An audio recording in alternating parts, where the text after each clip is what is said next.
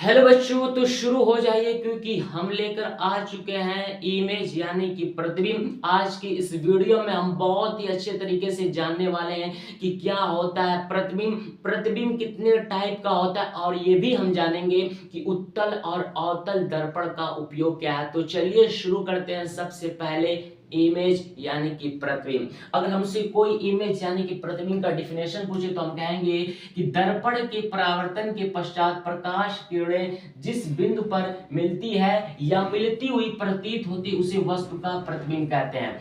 अब देखिए, प्रतिबिंब जो होता है वो दो टाइप का होता है। एक होता है आभासी प्रतिबिंब, इंग्लिश में इसको वर्चुअल इमेज, और दूसरा जो होता है वास्तविक प्रतिबिंब, इसको हम इंग्लिश में रियल इमेज बोलते हैं। अब हम जानेंगे कि आभासी प्रतिबिंब यानी कि वर्चुअल इमेज क्या होता है।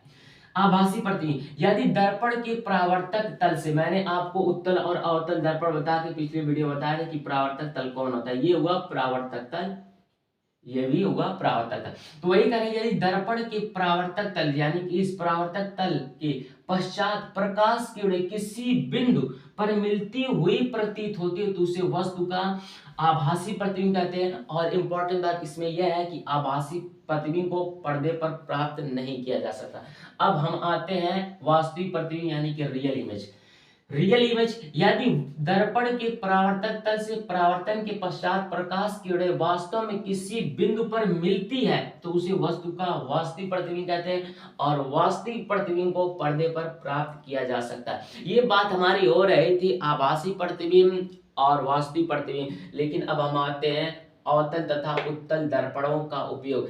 अवतल दर्पणों का उपयोग दांतों का बड़ा प्रतिबिंब करने के लिए, और दूसरा जो वह नाक कान गला कि डॉक्टर आंतरिक भागों की जांच के लिए, और जो तीसरा हुआ वो अवतल दर्पण चेहरे का बड़ा प्रतिबिंब यानी शेविंग दर्पण, यानी कि जहाँ पे बाल वगैरह की कटाई होती है वहां पे अवतल दर्पणों का उपयोग किया जाता है। अब हम आते हैं उत्तल दर्पण। उत्तल दर्पण में क्या होता है, वाहनों के पश्च दृश्य यानी कि वाहन जो हमारी गाड़ी होती है, बाइक में जो शीशे लगे रहते हैं उसका पीछे का दृश्य देखने के लिए हम उत्तल दर्पणों का प्रयोग करते हैं। और क्या, उत्तल दर्पण लैंप के प्रकाश को काफी बड़े क्षेत्र में फैला देती है। यानी कि इसका एक काम होता है उत्तल कि लैंप का जो प्रकाश होता है इसको काफी बड़े क्षेत्र में फैला देती है। और ये जो होता है उत्तल दर्पण, इसमें आभासी और सीधा प्रतिबिंब बनता है। इसीलिए हम क्या बाइक में कि जो हमारे विंग्स होते हैं, जो हमारे शीशे होते हैं, उसमें उत्तल दर्पण का प्रयोग किया जाता है। तो उम्मीद करता हूं आपको अच्छे तरीके से समझ में आ गया होगा कि क्या होता है प्रतिबिंब, प्रतिबिंब कितने टाइप के होते हैं। मैं एक बार फिर रिपीट कर दूं कि प्रतिबिंब जो होते हैं वो दो टाइप के होते हैं, एक आभासी प्रतिबिंब, एक वास्तविक प्रतिबिंब। आभासी प्रतिबिंब जो होता है इसे पर्दे पर प्राप्त नहीं किया जा सकता। वास्तविक प्रतिबिंब जो होता है इसे पर्दे पर प्राप्त किया जा सकता है। तो उम्मीद करता हूं आपको अच्छे तरीके से समझ में आ गया। तो आज की वीडियो जो है हमारा यही रहेगा। तो पढ़ाई करते रहें। Good luck.